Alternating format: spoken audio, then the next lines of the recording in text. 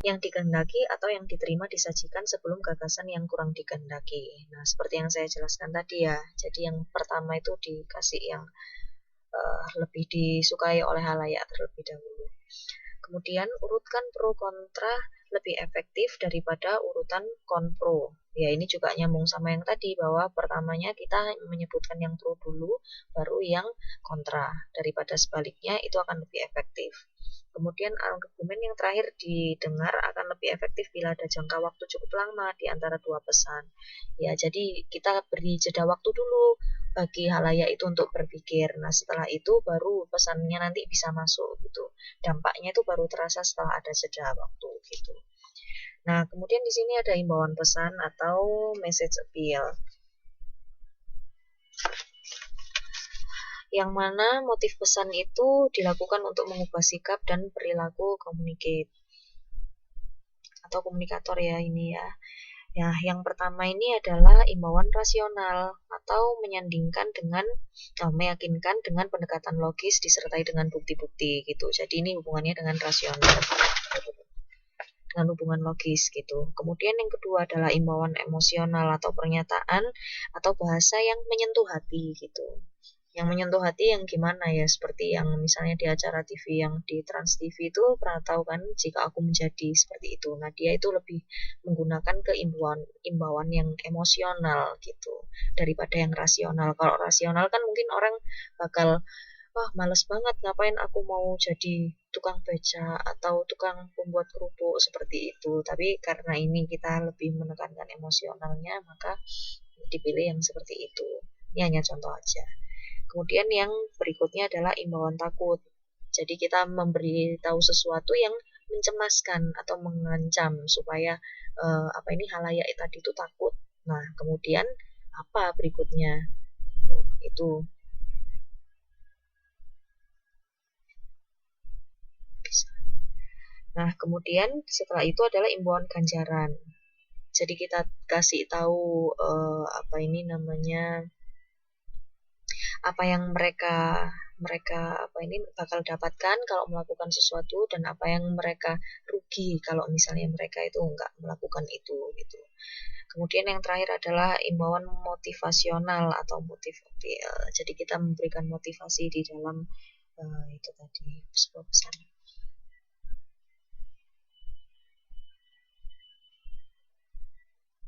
Oke, yang terakhir. Cara.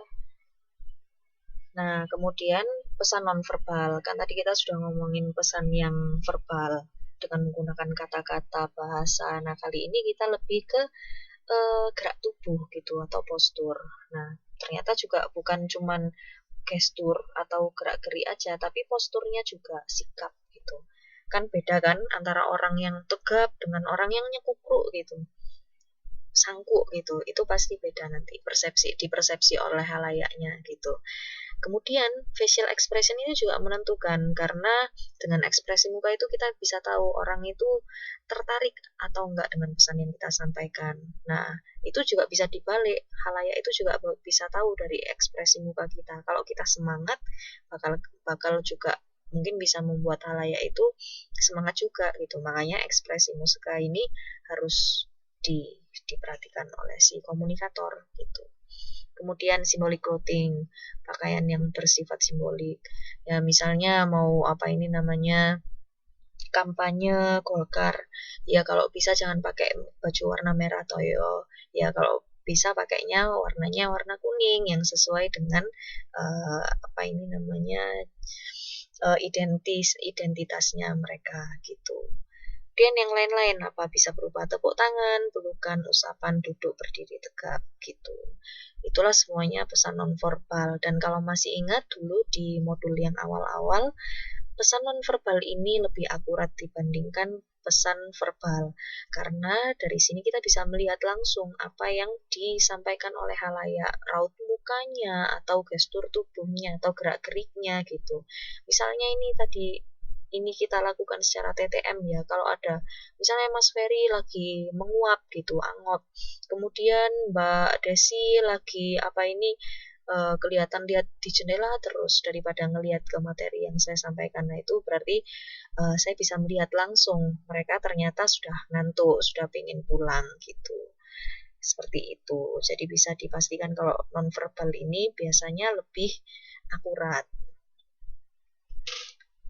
Nah, ini juga bisa berfungsi untuk menerjemahkan gagasan, keinginan, dan maksud hati. Begitu. Oke. Udah selesai nih, sudah terakhir. Oh, belum terakhir. Ternyata masih ada fungsi nonverbal. Keliru.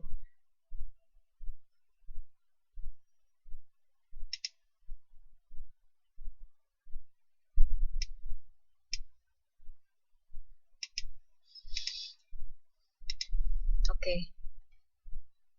Wah.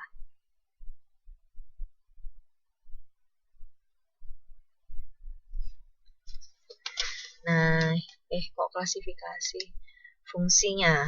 Nah, sekarang kita ngomongin fungsinya nonverbal. Jadi nonverbal di sini tuh menurut Dale G. Leathers, kenapa kok kita menggunakan nonverbal juga? Kenapa kok verbal aja itu nggak cukup? Karena nonverbal itu ternyata penting. Yang pertama, karena faktor nonverbal itu menentukan makna dalam komunikasi interpersonal. Kemudian juga menyertakan perasaan dan emosi. Itu perasaan dan emosi ini tadi lebih cermat terlihat. Nah, kemudian yang ketiga, nonverbal itu relatif bebas dari penipuan. Nah, seperti yang saya bilang tadi ya, lebih akurat gitu. Kemudian nonverbal itu mempunyai fungsi metakomunikatif dan nonverbal lebih efisien karena kita nggak perlu ngomong, orang udah bisa lihat.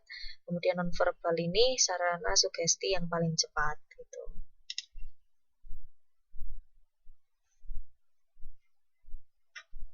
Oke, lanjut ke klasifikasi pesan nonverbal. Jadi ini menurut Duncan ini dia menyebutkan ada 6 jenis pesan nonverbal, yaitu pertama gerak tubuh, kemudian bisa dilihat dari suaranya, kemudian menggunakan ruang personal atau sosial, gitu, kemudian penciumannya atau sensitivitas kulit, dan yang terakhir adalah pakaian atau kosmetik.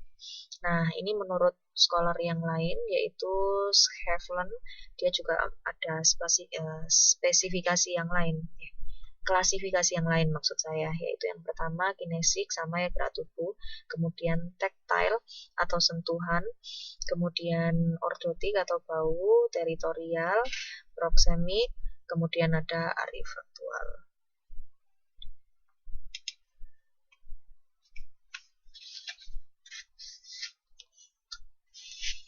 Nah, ini maka tadi kan sudah saya bilang ada yang dari Leathers itu tadi ya.